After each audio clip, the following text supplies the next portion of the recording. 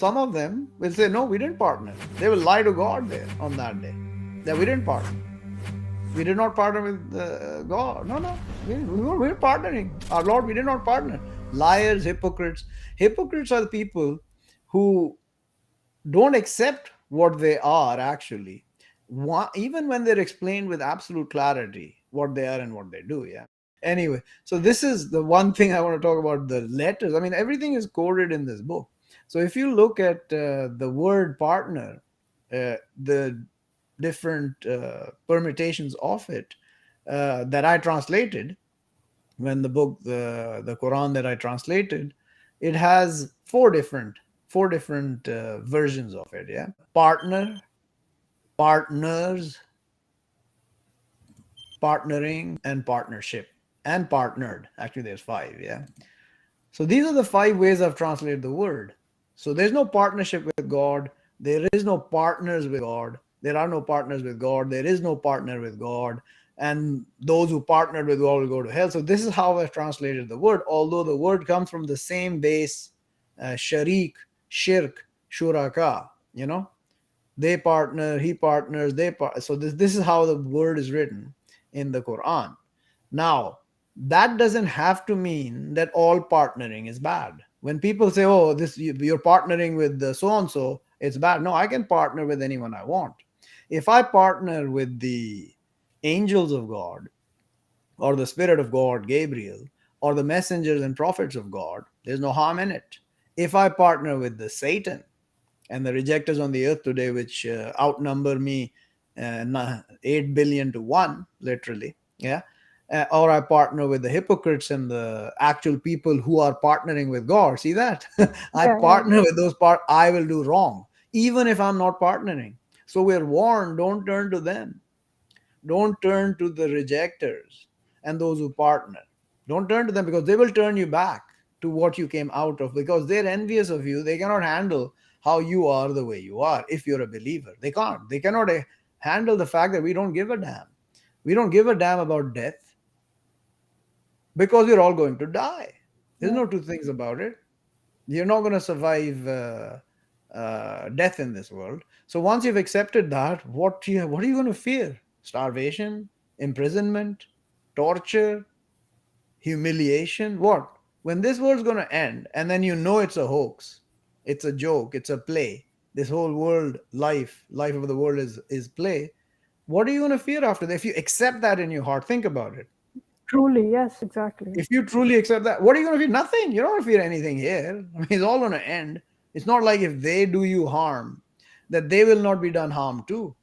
Obviously, if they do it wrongly, if you are done harm rightly, then the one who doing harm will not have any repercussions of that. You have to understand there's righteous evil and there's wrongdoing evil or unrighteous evil. There's righteous anger, there's righteous war, there's righteous humiliation. All these evil things can be done righteously, just like all the evil things, all the good things can be done unrighteously. Yeah? Yeah, You can do a lot of unrighteousness with all the so-called good. Yeah, so that's yeah. where the bottom line comes. What is good or evil? There's really no good or evil. It's right or wrong. And Why how do you you're doing it, Hmm? why you're doing it, and what you're doing, and why you're doing it, right? Exactly. Yeah. And that's what nobody wants to understand. And they go on their hearts, what their hearts tell them. And their hearts are diseased. They haven't purified their hearts to a level where they can actually judge between right and wrong. And for that, you need this book of God.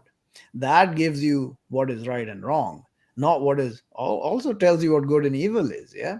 God doesn't like wars. Yeah, God doesn't like to do evil. Yeah, but that doesn't mean he's not going to do it. He does it. Obviously, he's been doing it forever. He'll continue for the end till the end of time for us. Even in the hereafter, he'll be doing a lot of evil. Yeah, But that's where they cannot understand this fundamental dichotomy, which goes against their desires and what their hearts want. Yeah, so that's a problem. Yeah. So anyway, any other uh, bifurcations of? yeah, I did have a question. And what about your desires? Can you partner with God? Like if you run after your desires, that means that, and if it's against the book of God, then that means you made your desire a God, right? Or Yeah, your exactly. I mean, yourself. that's like you can do it without knowing God as well. But if you do know God, and you make your thoughts your God, then you're making partners with God. Absolutely, if you follow your thought. And the desires, well, I mean, we have desires intrinsically, all of us, yeah. Some of us have certain desires which are our weaknesses, other have other desires which are their weaknesses. So if you fall for that, fighting that, and you still do it because you made a mistake, I mean, God is forgiving, yeah. So that will come up to God's judgment, and how much you've strived to fight your desires and stop over your desires. The Quran is clear in telling anyone, those who stop over their desires, they're the prosperous, they're the successful, they are the achievers. So what does that mean then? Then we're supposed to follow all our desires? No, we got to fight most of our No. desires. And you got to use those desires to desire the right thing, because desire is just an intrinsic word. Yeah. What you're desiring is what makes the difference. Most people desire the life of the world because they see nothing else. And they have no knowledge of anything else except the life of the world. So they will follow that. And when you basically destroy the aspect that there is a afterlife or a life after the death in this world, then you will end up in the fire, and nothing of partnering will ever matter. So going back to those who partner after believing, most of mankind will partner with God after they believe God exists. But most of mankind will not believe. This is what's written in the Quran. So more than 50% are not going to believe, right? Outright. And of the rest who believe, most of them are going to partner. That's why I've been saying, since I understood this a decade or two ago, that most of mankind is going to hell.